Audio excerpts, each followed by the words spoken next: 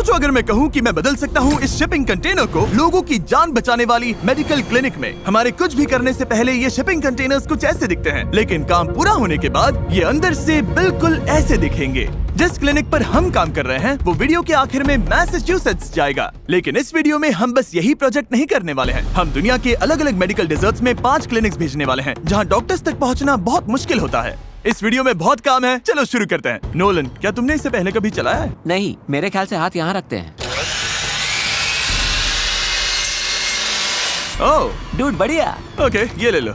अब इसका क्या करूं? पता नहीं, इन्होंने बस काटने के लिए बोला। इस क्लिनिक को इसके आखिरी डेस्टिनेशन तक ले जाने वाला ट्रक आने से पहले हमारे पास बस कुछ घंटे थे। वाव! इन्हें उस कम्युनिटी की जरूरत के हिसाब से कस्टम बिल्ड किया जाता है जहाँ ये जाने वाले हैं। और कमाल की बात यह है कि ये क्लिनिक्स पूरी तरह कॉलेज स्टूडेंट्स ने बनाकर तैयार किए हैं और 2013 में बिल्ड शुरू होने के बाद से ये स्टूडेंट्स 24 देशों में 60 क्लिनिक्स तैयार कर चुके हैं और अब तक 2 लाख से ज्यादा लोगों तक मदद पहुंचा चुके हैं। अभी यहाँ और काम बाकी है, चलो देखते हैं टेक्सास में मैच का क्या हाल है। अभी हम टेक्सास से गुजर रहे हैं। हम चेस्टर नाम के एक छोटे शहर जा रहे हैं जहां हम पहुंचाएंगे एक लाइफ सेविंग मेडिकल क्लिनिक। ये टाउन इतना दूर दराज है कि इमरजेंसी में मेडिकल केयर मिलना बहुत मुश्किल हो जाता है। इसी साल चेस्टर के एक स्कूल में 2 मेडिकल इमरजेंसीज हुई जहां एम्बुलेंसेज को पहुंचने में लगभग 1 घंटा लग गया। और जब मदद इतनी दूर हो तो हर मिनट कीमती होता है। चेस्टर टेक्सास में ये पहला मेडिकल क्लिनिक है और इन्होंने बहुत कमाल का बनाया है। हमने इसे तब देखा था जब ये तैयार हो रहा था। तब यहाँ बस एक शिपिंग कंटेनर के अंदर लकड़ी के कुछ फ्रेम्स थे। अब ये एक मेडिकल क्लिनिक है। इस क्लिनिक की एक खास बात ये है कि यहाँ पर एक टेली हेल्थ सेंटर भी है।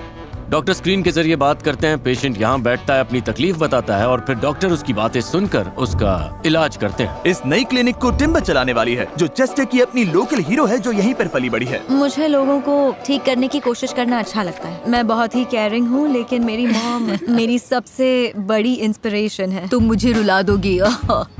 मुझे इस पर बहुत गर्व है। मुझे लगता है मुझे इस दुनिया में इसलिए भेजा गया है कि मैं लोगों का ख्याल रखूं और अपने फैमिली और कम्युनिटी का ध्यान रखूं। मैं इमोशनल हो जाऊंगी, मैं ऐसी ही हूँ। ये मेरा घर है और मैं आप सबकी शुक्रगुजार हूँ। Thank you.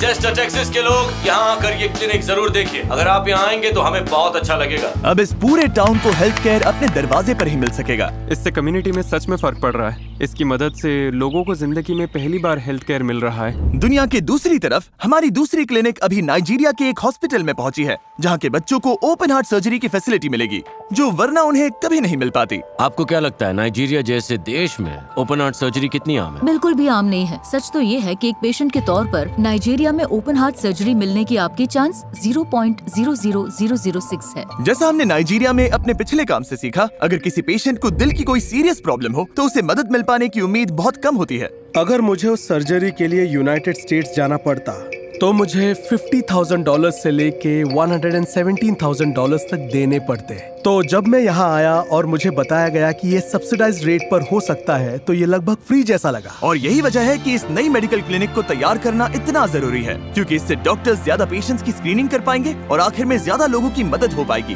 Free heart surgery देने का मौका लोगों की जिंदगी और साथ ही उनका परिवार, ये दोनों बदल रहा है। सिर्फ इसी साल ये क्लिनिक इस कम्युनिटी में 2000 और लोगों की सेवा करेगी। क्योंकि इन फ्रेम्स और इन क्लिनिक्स और जो कुछ भी हम बना रहे हैं उसकी वजह से किसी को वो मौका मिला और रॉक के बिना ये मौका कभी नहीं मिलता। तब मैं बस यही सोच रही थी कि ये दुनिया की सबसे कमाल की चीज है और इससे बेहतर कुछ नहीं हो सकता। हमने एक क्लिनिक यूक्रेन की जंग वाली फ्रंट लाइंस तक भी भेजी ताकि वहाँ की कम्युनिटीज को बेहद जरूरी मेडिकल सप्लाईज मिल सके। चल रहे कॉन्फ्लिक्ट की वजह से कई हॉस्पिटल्स तबाह हो चुके हैं, इसीलिए बेसिक हेल्थ केयर मिल पाना बहुत मुश्किल हो गया है। बहुत से लोग हैं जिन्हें मदद चाहिए और यहाँ ऐसी कोई जगह नहीं है जहाँ हम ये मदद दे सके। तो डार फाउंडेशन के साथ मिलकर हमने ये पक्का किया कि लोकल डॉक्टर्स के पास कम्युनिटी की मदद के लिए जो चाहिए वो सब मौजूद हो। बिल्ड की वॉर जोन में 4 और एक्टिव क्लिनिक्स भी चल रही हैं। हमारी टीम इन क्लिनिक्स को इतनी तेजी से इन कम्युनिटीज तक पहुंचा पा रही है, उसकी वजह है न्यूरोगम। बहुत सी कंपनीज कहती हैं कि उन्हें अच्छा काम करना है, लेकिन न्यूरोगम के फाउंडर्स सच में हाल ही में हमारे साथ अफ्रीका भी आए थे। उन्होंने चाइल्ड लेबर से बहुत से बच्चों को निकालने में मदद की और 20 फिलैंथ्रोपी के साथ काफी एक्टिव भी हैं। ये लोगों की मदद को लेकर इतने सीरियस हैं कि इन्होंने ये लिमिटेड एडिशन टिन बनाए हैं और जब भी आप इन्हें खरीदते हैं तो इनका सारा प्रॉफिट ऐसे प्रोजेक्ट्स में लोगों की मदद के लिए जाता है। इन पर ये बिल्कुल पैसा नहीं कमा रहे। हम 20 फिलैंथ्रोपी में जो करते हैं, अगर आपको पसंद आता है तो इस लिंक पर क्लिक करिए या QR कोड स्कैन करिए और इससे आपको एनर्जी मिल जाएगी। हमारा चौथा क्लिनिक केनिया के एक कोस्टल कम्युनिटी में जा रहा है जहां मेडिकल फैसिलिटी नहीं है और वहां वो क्लब फुट के इलाज में मदद करेंगे। ये क्लब फुट है। अगर इसका इलाज ना हो तो सोचो अफ्रीका के गाँव में चलना कैसा होगा, जहाँ पानी लाने के लिए चलना पड़ता है, स्कूल जाने के लिए चलना पड़ता है और रोजी रोटी के लिए भी चलना पड़ता है। ये स्कॉट है। पिछले 14 साल से ये और इनकी टीम एक छोटे से कमरे से इन बच्चों की मदद कर रहे हैं। लेकिन होप वॉक्स के इस कम्युनिटी में एक्टिव होने से पहले अमानी जैसे लोग बिना इलाज पाए ही बड़े हुए। मैं एक किसान हूँ। मैं अपने घर के आसपास खेती करने की कोशिश करता हूँ, लेकिन क्लब फूड की वजह से मैं अपने फैमिली के लिए ज्यादा कुछ नहीं कर पाता। क्लीफी काउंटी में 16% लोग किसी न किसी डिसेबिलिटी के साथ पैदा होते हैं और उनमें से बड़ी तादाद रूरल एरियाज में रहती है। हर हफ्ते हमारे पास करीब 10 से 15 पेशेंट्स ऐसे आते हैं जो ऐसी डिसेबिलिटी के साथ पैदा होते हैं। क्लब फुट को ठीक करना दरअसल एक काफी आसान नॉन सर्जिकल प्रोसीजर है जिसमें डॉक्टर हर हफ्ते कास्ट की एक सीरीज की मदद से पैर को धीरे धीरे सही पोजीशन में लाता है और ऐसे डिफॉर्मिटी ठीक हो जाती है और जब बच्चा चलने लायक हो जाता है तब पता भी नहीं चलता कि वो क्लब फुट के साथ पैदा हुआ था। तो यहाँ हमारे पास एक बिल्कुल न्यू बेबी है, सिर्फ 2 हफ्ते का, जो क्लब फुट के साथ पैदा हुआ है और उसके पास एक 13 साल की लड़की बैठी है, लेकिन उसे ट्रीटमेंट मिल गया था। होप वॉक्स ने इस कम्युनिटी के बच्चों पर असर तो किया है, लेकिन वो हफ्ते में बस कुछ ही पेशेंट्स तक पहुंच पाते हैं और इसी वजह से ये जगह इन क्लिनिक्स में से एक के लिए बिल्कुल सही है। अभी इस नई क्लब फुट क्लिनिक का अनावरण करने जा रहे हैं और हम पेशेंट्स को डिसेबिलिटी से आजाद होकर चलने में मदद करेंगे।